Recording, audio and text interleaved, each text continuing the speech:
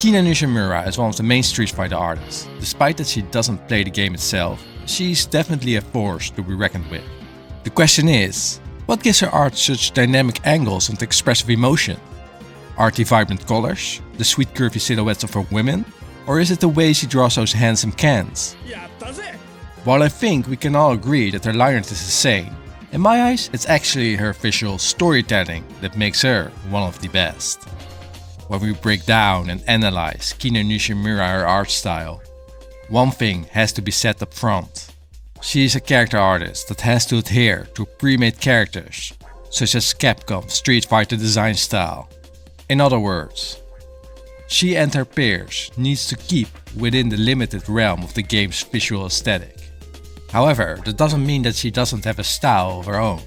It's also not the case that companies like Capcom is so strict that she isn't allowed to express it. To quote her, "All my peers have their own art styles, and it really comes down to whether a game fits an individual style. No matter how much you resist, your individuality will always come out in a work, which I see as a positive thing." Back in the day, she was thrown in a fighting pit with her talented peers, such as Bangus, Kinu, and none other than the legendary Akiman. No doubt, the competition was so high, she had to step up her game. To paraphrase her, she had a hard time drawing Ryu, because he was already so well established. He had strict design standards for expressing his personality. In contrast, Ken as a character was more expressive and open, which made her love drawing that handsome guy. However, when we check her true art style, that she showcases in promotional illustrations, we can definitely learn a thing or two. She draws the eyes big, with widespread pupils that contain white catch lines in the center. She emphasizes the outlines to make the eyes more expressive, effectively conveying the emotions she wants to portray. Furthermore, in most of her works, she fades out details like the under eyelids and tear ducts. Another thing to note is that she doesn't shy away of expressing whimpers. This adds to depth and makes the eyes stand out more. When we switch to features like the nose, she tends to draw them with a slight tilt, leaving out the center, which reduces the attention so that the mouth and eyes stand out more. Indeed, she wants to emphasize the expression of the character. As of yet, she is the winner on this department. Her art tells her own story. Take this promotional beach illustration as an example. The girls are having fun, while Blanca is adding sunscreen on Ken's girl. Vega is chilling with his chicks. Gael is watching the beach, but ready for a potential Russian invasion. Meanwhile, Zangief is trying his best to hit a watermelon. And Ryu is keeping distance of the commotion, fishing with sharks.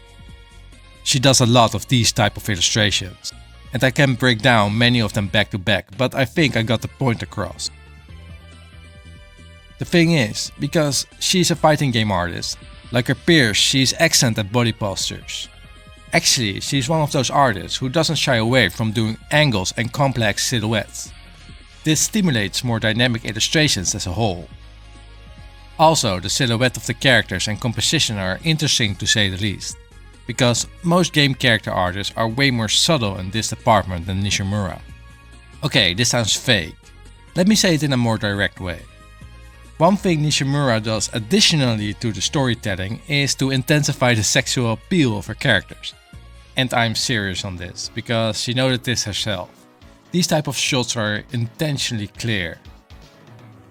Also, this image of these cat ladies, the placement of the cats, the kittens, and you know, are not a mistake. She knows the main audience is male and is very clear to add to the visual appeal. Let's just keep it at that. Okay, remember when I said she was good at expressions? Well, the reason is she wants to keep you engaged with her illustrations. Okay, maybe that's not the true story, but I think she's having too much fun creating these little visual story arcs. And this is definitely an element of her style. Because most character artists let their characters do a pose, you know, just to show the group picture with some interesting compositions. Kinu Nishimura dives into the nitty-gritty connections with them all. I mean, look at this illustration of an arcade hall where Mega Man is beating the shit out of Ryu.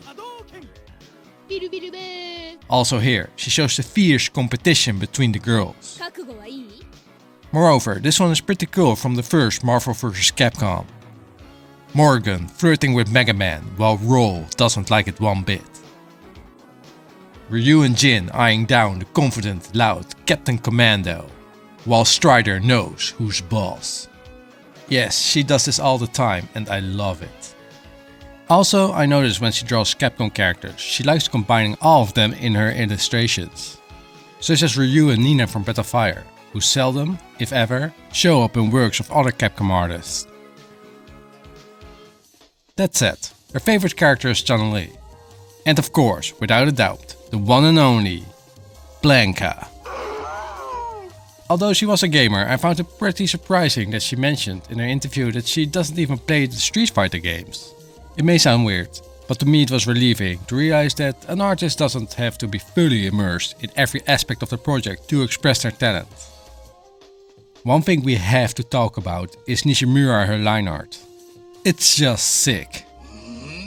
Especially her Street Fighter 2 art has this fast, sketchy style with strong contrast to make them pop. She creates a good balance between the detail and simplified forms to make the silhouette easily readable. All characters look so mature and intense, you just don't want to mess with them.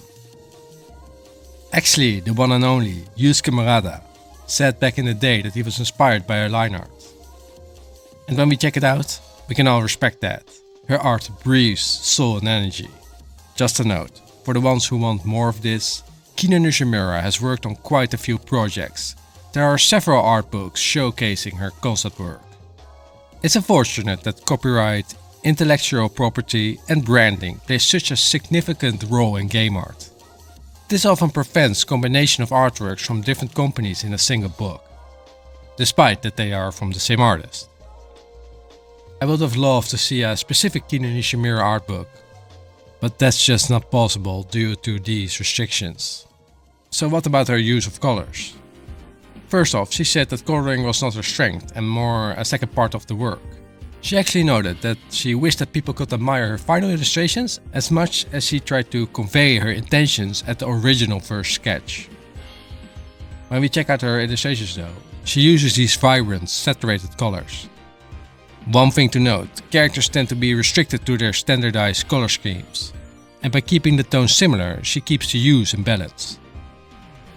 This is not that easy by the way, because let's face it, colors can quickly dominate each other, especially if characters have all kinds of contradicting color schemes. However, Nishimura balances the color dynamics, such as leaning in on the dominant blue color in this illustration. She plays the colors together and opposite of each other so that she keeps the focal point in check. In very simple terms, she makes sure that her art is busy with lively characters and still simple to read. And yeah, that's not an easy feat.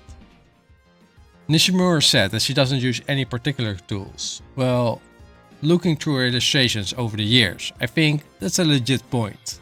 For a thick, heavy touch, she uses acrylics.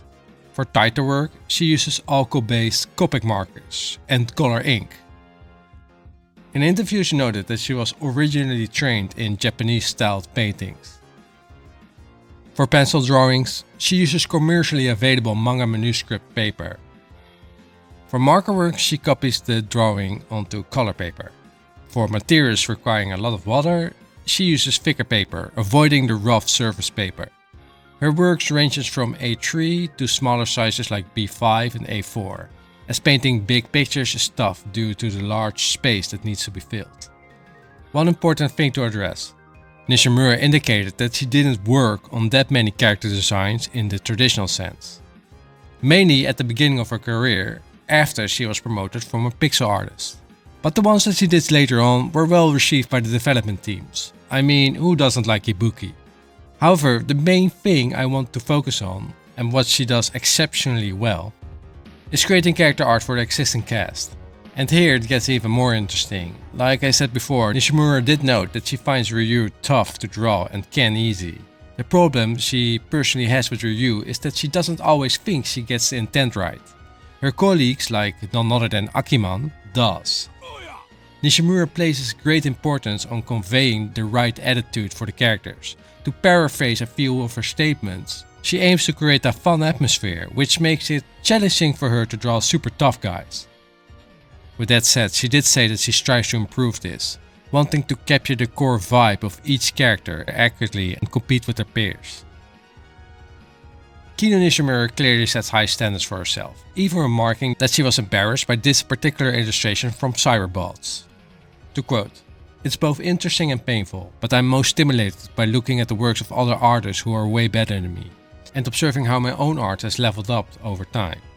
I look back at my own work and think, I can't believe I drew this, and I can clearly recognize what was lacking in my old approach. Actually, there are times when I'll create something that's pretty close to what I envisioned, and in that moment I'm like, I might actually be a genius. But after a week or so, I'm back to ugh." Does this sound relatable? I've talked about this before in my art book, and I'm certain that you have felt it many times by now as well. This phenomenon occurs when our artist's eye has leveled up ahead of our own skill.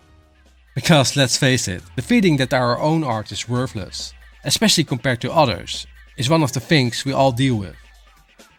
However, I think when we get to a certain skill level, such that of Nishimura, then we are way past the technical side of it. The context and the intent of the art starts to matter way more, the soul and the essence of the character, so to say. Which Shinkwa and Inoue are great examples of. I think Nishimura wants to convey the same feel like her peers do for a character like Ryu. And sure, not every depiction of Ryu has this tranquil and composed aura, which we might see more in other artists. Okay, maybe I'm going a bit too deep into this part. However, all I'm saying is that after the technical aspect and the rough definition of our style, there's a whole other level that is based on the intent of the artwork. The question becomes, do you as the creator of the art piece see the same thing as the observer? To quote her, "I try to avoid getting hung up on details and losing sight of my original goals and inspirations. Sometimes everything fits together well, but I've lost track of my original intent." Oh, by the way, random fun facts, she mainly played RPGs. And some of her all-time favorite artists are John Sumi, Akiman, Hiroko Araki, and Kazuhiko Shimomoto. But to release you with the direct quote of Nishimura, my message to the aspiring illustrators out there is to do your best to walk whatever path you believe is right for you. Flexibility and being true to oneself are key. I'm light novel author GP Phils, and Kinu Nishimura is my favorite fighting game artist. Her peers are all excellent, don't get me wrong, but I always slow down when I check her works in my Street Fighter art book, just to see what she's up to now.